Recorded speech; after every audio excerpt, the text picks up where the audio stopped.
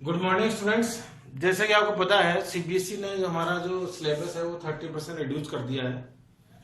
और आप देखेंगे कुछ दिनों से हमारी जो वीडियो क्लास थी वो इसीलिए हमने पोस्टपोन करी थी कि एक बार हमें ये पता लग जाए कि कौन कौन से टॉपिक्स हमें पढ़ने हैं। और अब बहुत सारी चीजें क्लियर हो चुकी है। तो आप देखिए कि हम आज जो शुरू कर रहे हैं चैप्टर रियल नंबर, हम आपको इसमें उसी के अकॉर्डिंग हम आज डिस्कस करेंगे कि कौन कौन से टॉपिक हमें यहाँ पे पढ़ने हैं और कौन से टॉपिक ऐसे हैं जो इस बार आपके एग्जाम के लिए इम्पोर्टेंट नहीं है, उनको हम डिस्कस नहीं करेंगे। चैप्टर 1 जो है रियल नंबर हम डिस्कस करते हैं। और जब हम इस चैप्टर की बात करें according to the new syllabus, तो आप देखिए कि यूक्लिड डिवीजन लेमा जो है वो इस जो सेशन है उसमें रिमूव कर दिया गया है। इट मीन्स अब आपको यूक्लिड डिवीजन लेमा को डिस्कस नहीं करना है और उससे रिलेटेड कोई भी क्वेश्चन आपसे नहीं पूछा जाएगा। और अगर हम बात करें तो अब आपको इस एक्सरसाइज की 1.1 जो है वो नहीं पढ़नी है। चैप्टर 1 जो है हमारा, उसमें केवल एक चेंजेस हुआ है कि इसमें से यूक्लिड डिवीजन लेमा जो है वो रिमूव करा गया है। बाकी जो 3 टॉपिक है, the fundamental theorem of arithmetic और रिवाइजिंग इरेशनल नंबर्स और rational number and their decimal expansion, ये कंटिन्यू रखे गए हैं। तो हम आज जो है इनमें से जो सबसे पहला टॉपिक है the fundamental theorem of arithmetic वो डिस्कस कर रहे हैं आपके लिए। सबसे पहले हम डिस्कस कर रहे हैं fundamental theorem of arithmetic. Fundamental theorem of arithmetic क्या है? अगर आप बुक में देखेंगे तो आप देखिए कि इसमें लिखा हुआ है कि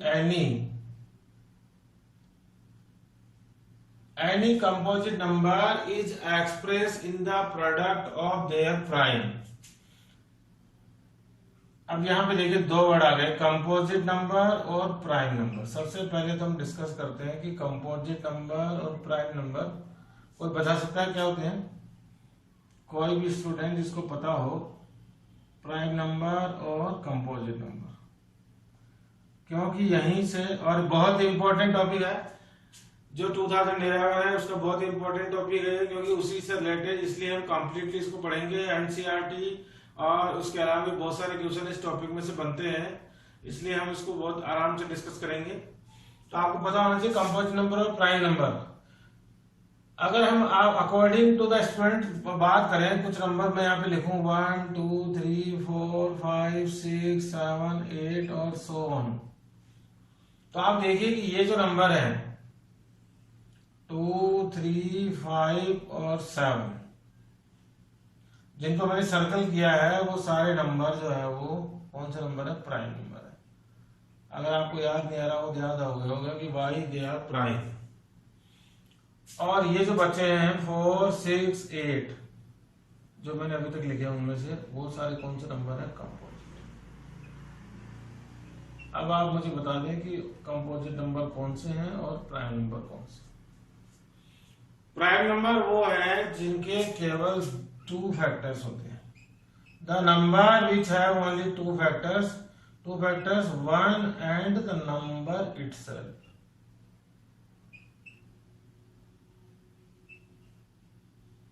फॉर एग्जाम्पल 2 ऐसा नंबर है जिसका एक फैक्टर तो 1 है और एक खुद नंबर 2 है। ऐसे ही 3 है जो उसका फैक्टर है 1 और 3। लेकिन अगर हम बात करें नंबर 4 तो उसके फैक्टर है 1 2 और 4, जिसको अगर मैं आप स्टूडेंट्स की लैंग्वेज में बोलूं तो ऐसा नंबर जो खुद के टेबल में आता हो, क्योंकि 1 के टेबल में सारे नंबर आएंगे, जो नंबर खुद की टेबल में आते हो वो सारे कौन से होते हैं? प्राइम। और जो खुद की टेबल के अलावा किसी और टेबल में आते, जैसे 4 जो है वो 1 और 4 के अलावा किसकी टेबल में आ रहा है? 2 की टेबल में। अगर हम डेफिनेशन की बात करें तो number which have more than 2 factors, जिनके केवल 2 फैक्टर्स होते हैं वो तो कौन से होते हैं? प्राइम। और ऐसे नंबर जिनके 2 से ज्यादा फैक्टर होते हैं वो कौन से नंबर होते हैं? Composite number. तो यहां से अगर हमें कंपोजिट और प्राइम समझ में आया हो तो हमें फंडामेंटल थ्योरम बहुत आराम से समझ में आएगी। The fundamental theorem of arithmetic says that every composite number is expressed in the product of their prime. Suppose करो बहुत छोटा सा नंबर है 6 is a composite number and it is written in the product of 2 into 3. 2 and 3 both are prime and 6 is composite number. It means what is the theorem? Every composite number is expressed in the product of prime is in their unique order. मतलब ये जो order भी है वो भी unique होना चाहिए. 2 into 3. It is not like that 3 into 2. पहले 2 into 3. 10. 10 is a composite number. It is written in the form of 2 into 5. Now the 15. 15 is a composite number and it is written into 3 into 5. 100 is a composite number. It is written in the form of 2 into 2 into 5 into 5. 2 to the 4, 4 5 is 20, 25 is 100. These all are prime numbers and these are composite numbers. Every composite number is expressed in the product of prime. That is called fundamental theorem of arithmetic. ये fundamental theorem arithmetic says that every composite number is expressed in the product of prime. अब आप इसको हमारी जो पिछली classes की भाषा है उसमें हम बोल सकते हैं इसको कौन सा मेथड? Prime factorisation method. तो एक तरह से ये प्राइम फैक्टराइजेशन मेथड है, लेकिन हमें फंडामेंटल थ्योरम हमें जरूर ध्यान होनी चाहिए क्योंकि उसी से रिलेटेड जो है कुछ एक्स्ट्रा क्वेश्चन जो बनते हैं उसमें उस वर्ड का यूज होता है fundamental theorem of arithmetic. The basic use of this theorem is we have to use this for find out the HCF and LCM. यहाँ पे जो फंडामेंटल थ्योरम है हमने जो जूनियर क्लासेज है 6, 7, 8, 9 इनमें भी जो है इसी थ्योरम से रिलेटेड, लेकिन वहां पे हमने नाम पढ़ा है उसका प्राइम फैक्टराइजेशन मेथड और इस मेथड की हेल्प से हमने पता किए हैं HCF और LCM. तो यहाँ पे जो उसका पर्पज है यहाँ पे हम भी इसी चैप्टर में जो है या इसी टॉपिक के थ्रू हम पता करेंगे HCF और LCM भी. लेकिन इससे पहले आपको आना चाहिए इनको चेंज करना अकॉर्डिंग टू द थ्योरम. कोई भी कंपोजिट नंबर हो उसको प्राइम फैक्टर्स में कन्वर्ट करना आना चाहिए और उसका आपको पता ही है. ऐसे हम सॉल्व करें एक्सरसाइज 1.2 का फर्स्ट क्वेश्चन जिसमें दिया हुआ भी है. सबसे पहले प्रैक्टिस ही आपसे यही कराइए कि express each of the following as a product of the prime factor. सबसे पहला क्वेश्चन है जो 1.2 है उसका सबसे पहला क्वेश्चन है 140 और उसको हमें चेंज करना उसके प्राइम प्रोडक्ट ऑफ प्राइम में. तो आपको पता है सबसे पहले यूनिक ऑर्डर के according 2 it becomes 70. Again we divide by 2 so it becomes 35. When we divide by 5 so it becomes 7 and 7 divided by it is 1. It means 140 is expressed in the form of 2 into 2 into 5 into 7. These are the prime product of these 140. इस तरह से आप first question जो है बड़े आराम से easily कर पाएंगे. उसी के बाद इसका सेकंड क्वेश्चन जो है find the LCM and HCF. सबसे पहले हम सबसे पहले पता करेंगे एग्जांपल सॉल्व करते हैं कि how to find out the HCF and LCM by using the fundamental theorem of arithmetic. आपकी बुक में फंडामेंटल थ्योरम के बाद एग्जांपल 6 जो है वो दिया हुआ है और उसमें पूछा find the HCF and LCM of 6 and 20. 6 और 20 का हम LCM पता करेंगे bye using the fundamental theorem of arithmetic. तो आपको पता है सबसे पहले हम लिखेंगे 6 के prime factor that is 2 into 3 और उसके बाद 20 जो है उसके प्राइम फैक्टर हो गए 2 into 2 into 5. अगर किसी को डायरेक्ट पता नहीं है तो वो आराम से हमें पता कर सकता है 6 के. Now 6 becomes 2 into 3 and when we solve is 20 so it becomes 2 and 5 and 5. Now what is the HCF? HCF जो है वो होता है common number.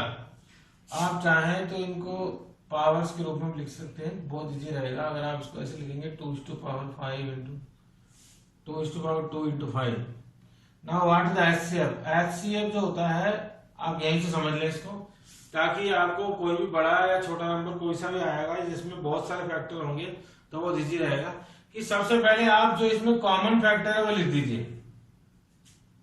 Now what is the common factor 2 और उस कॉमन फैक्टर की लोवेस्ट पावर कौन सी है. यहाँ पे देखिए कॉमन फैक्टर है 2 और इसकी लोवेस्ट पावर है 1 यहाँ पे 2 की पावर है 1, यहाँ पे 2 की पावर है 2, तो 2 की लोएस्ट पावर हो गई 1 और 1 का मतलब 2:2, तो ये हो गया इसका एलसीएम। इसके बाद मैं आपको बताता हूँ कैसे हम एलसीएम फाइंड करते हैं। एलसीएम के लिए आप सारे नंबर लिख दीजिए, जो भी जिन भी नंबर्स के आपको एलसीएम पूछे गए। तो यहाँ पे पहला नंबर है 2, और इसमें और कौन सा नंबर आया है, 2 के बाद 3 और उसके बाद आया है 5, और उसके बाद इनको कन्वर्ट कर दीजिए इनकी हाईएस्ट पावर। आप देखेंगे इन दोनों में जो 2 की हाईएस्ट पावर है वो है 2। मैं आपको बहुत इजी मेथड बता रहा हूँ कि कैसे हम एलसीएम और एलसीएम इजीली फाइंड आउट कर सकते हैं। उसके बाद 3 की हाईएस्ट पावर है 3 और 5 की हाईएस्ट पावर है 5। अब इनको मल्टीप्लाई कर दिए, 2 2 जा 4, 4 3 जा 12, 12 5 जा 60। तो ये देखिए 60 जो है इसका एलसीएम हो गया। आप आई थिंक आपको समझ आया होगा। जो भी नंबर हैं, चाहे वो सिंगल डिजिट हो, चाहे 2 डिजिट हो, चाहे 3 डिजिट्स हो, हम एक बार और आपको एक और एग्जांपल से मैं आपको एक्सप्लेन करूंगा जो आपकी 1.2 का ही है, और वो 3 नंबर है 12, 15 और 21। हम यहाँ पे एलसीएम पता कर रहे हैं 12, 15 और 21। Now first of all find the prime factor of 12, 2 और 2 6 जा 12, 2 से वापस सोल्व होगा और ये 3 3 बन जा 3। Now the factors of 15, 3 5 जा 15 और 5 बन जा 5। Now the factor of 21, 3 7 जा 21 और 7 बन जा 7। Now what is the factors? 12 is equal to 2 square into 3. Now 15 is equal to 3 into 5. And now 21 is equal to 3 into 7.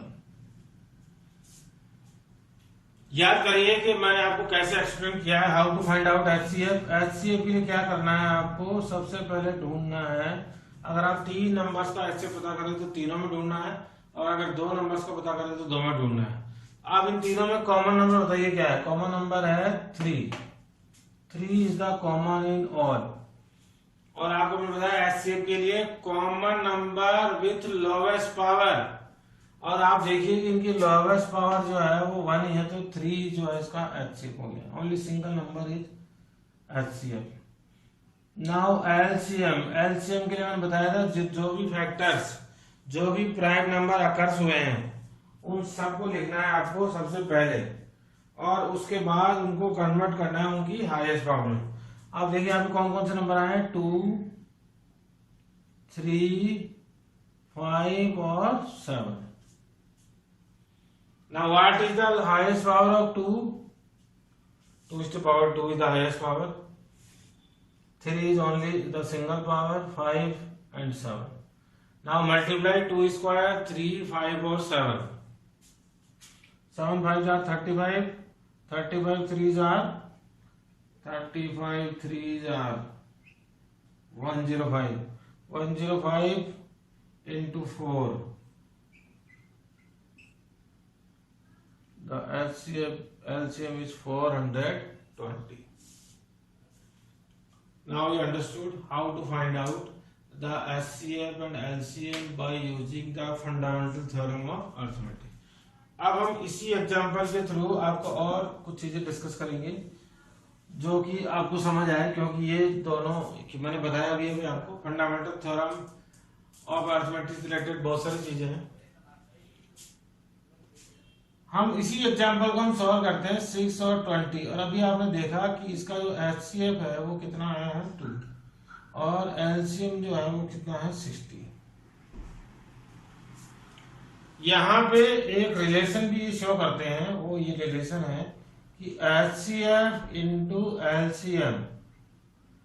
सबसे पहला रिलेशन मैं आपको बता रहा हूँ जो इम्पोर्टेंट है कि always HCF into LCM is equal to होता है प्रोडक्ट ऑफ द 2 नंबर्स। ध्यान रखेंगे ये जो रिलेशन है वो 3 नंबर्स के लिए नहीं है, ये रिलेशन तभी शो होगा जब हम किन्हीं भी 2 नंबर्स का एचसीएफ और एलसीएम पता करेंगे। HCF into LCM is equal to product of 2 numbers. आप चेक कर लें, देखिए 2 इज द एचसीएफ और एलसीएम इज इक्वल टू 60। और हमारे पास जो दो नंबर थे वो कौन से थे, 6 इंटू 20, 2 6 आर 120 और equal to 6 2 are 1। It means यहाँ से हमें एक चीज और पता लगी कि जिस भी दो नंबर्स का हम एचसीएफ और एलसीएम पता करते हैं, उन दोनों एचसीएफ और एलसीएम का प्रोडक्ट हमेशा उन दोनों नंबर्स के प्रोडक्ट के इक्वल होता है।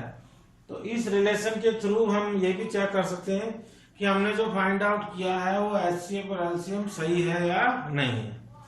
इसके अलावा इस रिलेशन का, इस तरह के बहुत सारे क्वेश्चन हैं, आप देखिए एक्सरसाइज में भी।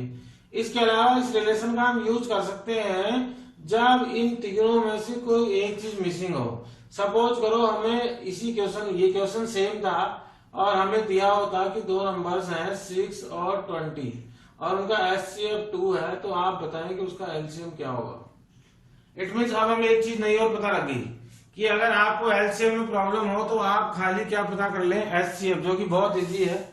एचसीएफ होता है उन नंबर्स में जो कॉमन नंबर होता है वो। और अब हमें अगर ये रिलेशन पता लग गया तो उसके रिलेशन से एलसीएम आराम से पता कर सकते हैं, क्योंकि हमें अभी भी पता लगा कि एचसीएफ इंटू एलसीएम जो है वो इक्वल टू होता है प्रोडक्ट ऑफ द नंबर्स के। तो इट मीन्स एचसीएफ दिया हुआ है 2 और एलसीएम हमें गिवन नहीं है, तो हम यहाँ लिख देंगे एलसीएम और 2 नंबर्स है 6 और उनका प्रोडक्ट हो गया 6 इंटू 20। तो आपको पता है एलसीएम बड़े आराम से पता हो जाएगा, वो हो जाएगा 6 इंटू 20 अपॉन 2। 2 से 6 कैंसिल आउट 3, तो दैट इज 420 सॉरी 60, 23 जार 60। तो अब देखिए डायरेक्ट हम इससे एलसीएम भी पता कर सकते हैं।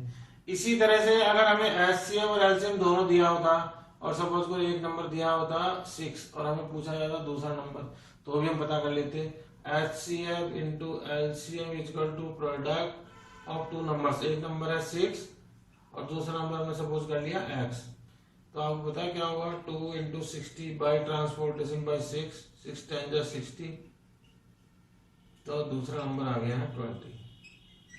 तो इस रिलेशन से जब हमको ये रिलेशन पता लग गया तो इस रिलेशन के बेस भी बहुत सारे क्वेश्चन जो है एग्जाम में पूछे जाते हैं कि आपको एचसीएफ दे दिया, एलसीएम दे दिया और एक कोई नंबर दे दिया, दूसरा नंबर बताइए, या फिर आपको एचसीएफ और एक नंबर दे दिया और एचसीएफ दिया हुआ है और दोनों नंबर दिए हुए हैं और एलसीएम पूछा है। तो यहाँ से ये जो रिलेशन है उसके थ्रू हम ट्रांसपोर्ट करके वैल्यूज को कोई से भी जो है क्वेश्चन का आंसर दे सकते हैं। इसी तरह का क्वेश्चन आपकी एक्सरसाइज 1.2 में भी है जिसको हम आराम से पता कर सकते हैं। उसके अलावा दूसरा रिलेशन ये है, वो मैं आपको बता रहा हूँ, बुक में आपके दिया हुआ नहीं है। The HCF is always factor of LCM, ये भी आपको ध्यान रखना है। एचसीएफ जो भी होगा वो हमेशा फैक्टर होगा एलसीएम का। आप यहाँ पे देखिए जो हमारा एग्जाम्पल था उसका एचसीएफ है 2 और एलसीएम है 60। एचसीएफ जो आया है इस क्वेश्चन इस एग्जाम का 2 और एलसीएम जो है वो कितना है 60। तो आप देखिए 2 जो है फैक्टर है 60 का। मतलब ऐसा कभी भी नहीं हो सकता कि ऐसा कोई क्वेश्चन हो जिसका एचसीएफ तो 3 हो, it is not possible that HCF तो 3 हो और एलसीएम क्या आ जाए 20। ऐसा कोई भी दो नंबर्स या 3 नंबर्स नहीं हो सकते जिनका एचसीएफ 3 हो और एलसीएम 20 हो। ये पहले आपको पता लग जाना चाहिए कि ये गलत है, क्योंकि 3 is not a factor of 20। तो जब भी हम एचसीएफ और एलसीएम फाइंड आउट करेंगे तो एचसीएफ हमेशा एलसीएम का फैक्टर होगा। तो इसके अकॉर्डिंग इस तरह के क्वेश्चन भी आ जाते हैं कि is 3 is the HCF and 20 is the LCM is possible. तो आपको पता लग गया होगा ऐसे क्वेश्चन का आंसर क्या होगा, no. What is the reason? Reason is because HCF is not a factor of LCM. लेकिन अगर इस तरह का क्वेश्चन हो कि किसी का एचसीएफ 2 है और एलसीएम 60 है, क्या ये पॉसिबल है? ये पूछने का तरीका पूछ लेते हैं कि क्या कोई नंबर ऐसे हैं जिनका एचसीएफ 2 हो सकता है और एलसीएम 60 हो सकता है। तो आंसर आएगा यस, बिकॉज वो 2 इज द फैक्टर ऑफ 60। लेकिन ऐसा पॉसिबल नहीं है, ऐसा पॉसिबल नहीं हो सकता कि किसी का HCF 3 हो और एलसीएम क्या हो 20। उसके अलावा जो क्वेश्चन है वो रिलेटेड टू है, अब इसका जस्ट अपोजिट, फंडामेंटल थ्योरम का जस्ट अपोजिट क्वेश्चन। मैं देखिए यहाँ पे सारे क्वेश्चन डिस्कस कर रहा हूँ, इंपॉर्टेंट ये क्वेश्चन पूछे जाते हैं, क्योंकि बोर्ड का एग्जाम होता है वो ये नहीं सोचता है कि 1.1 पढ़नी है हमें 1.2 पढ़नी है। जब हम फंडामेंटल थ्योरम ऑफ अरिथमेटिक पढ़ रहे हैं तो उससे रिलेटेड हमें सारे क्वेश्चन जो है वो पता होने चाहिए। अगर आपको ये सब आता है तो आप 1.2 जो है इससे रिलेटेड है वो बड़े आराम से कर पाएंगे। और आप देखिए मैं सॉल्व नहीं करूंगा 1.2, लेकिन मैं आपको पूरी चीज एक्सप्लेन करूंगा जिसके अकॉर्डिंग आप पूरी 1.2 जो है वो सॉल्व कर पाएंगे। ये दोनों रिलेशन आपको पता लग गए होंगे तो उससे रिलेटेड सेकंड क्वेश्चन है। और उसके अलावा सिक्स यहाँ पे जो है फोर्थ क्वेश्चन भी है जिसमें HCF दिया हुआ है और हमें पता करना है, फाइंड आउट करना है LCM। यहाँ पे जो 1.2 का जो सेकंड और थर्ड क्वेश्चन है उसमें आपको सेकंड क्वेश्चन में HCF और LCM भी बताना है, और वो जो अभी हमने रिलेशन डिस्कस किया है उसको वेरीफाई भी करना है, और थर्ड क्वेश्चन में आपको खाली HCF और LCM बताना है। अब हम बात करते हैं सिक्स क्वेश्चन की जो कि रिलेटेड है फंडामेंटल थ्योरम। कई बार ऐसे भी पूछा जाता है, जो कि मैं लिख दूं यहाँ पे कि is this a composite number और नॉट,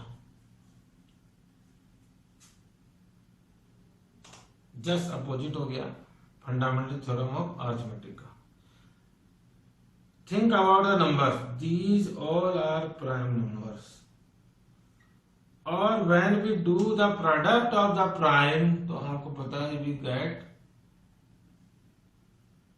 कंपोजिट नंबर।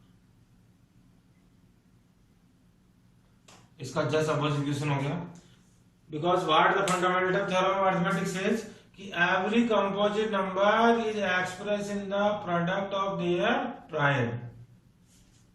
5 3 जा 15, 15 2 जा 30, सॉरी। अब आपको उल्टा पूछा गया है कि क्या ये प्राइम नंबर, क्या ये कंपोजिट नंबर है? यस, क्योंकि these are, what is the answer?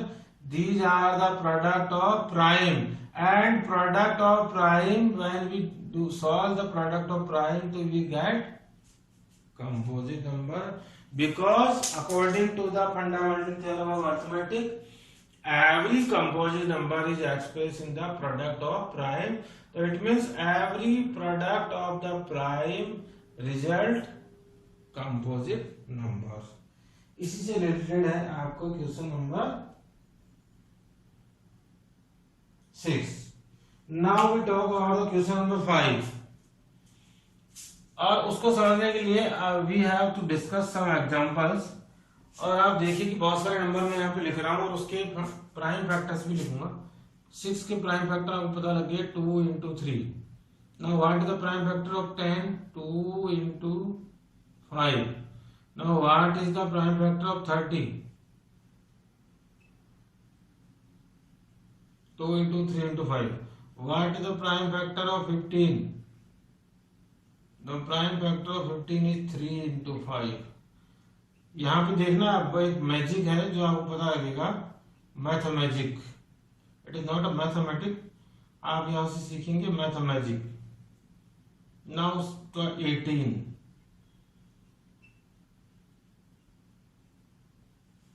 ऐसे में बहुत सारे एग्जाम्पल लिख सकता हूँ, लेकिन यहाँ से आपको समझ में आ जाएगा। आप देखिए कुछ नंबर ऐसे हैं जिनका लास्ट डिजिट क्या है? 0। These numbers are end with 0। और यहाँ पे कुछ नंबर ऐसे हैं जो एट 0 से एंड हो रहे, 6 है, 15 है और 18 है। आप देखिए कि जो भी नंबर 0 से एंड होगा उसके फैक्टर में 2 और 5 जरूर आएंगे।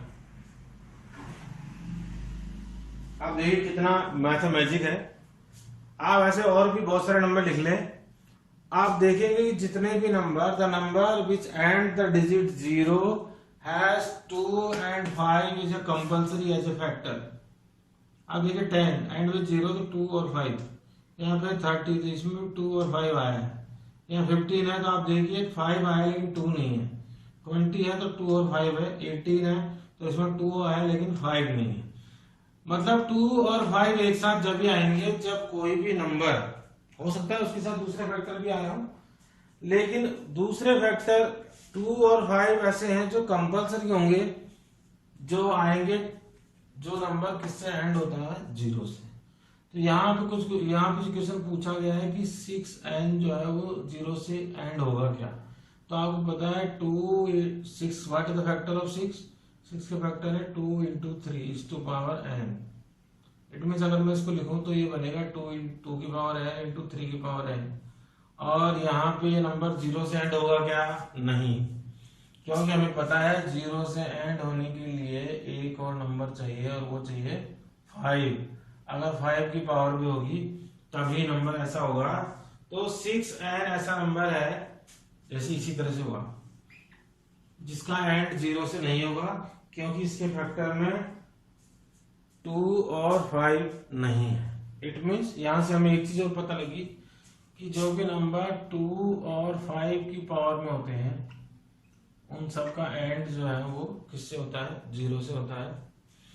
और यहां से एक चीज और समझ लीजिए जो हमें एक्सरसाइज 1.4 में हेल्प करेगी। The number which have only these 2 factor, वो सारे कौन से नंबर होते हैं, टर्मिनेटिंग।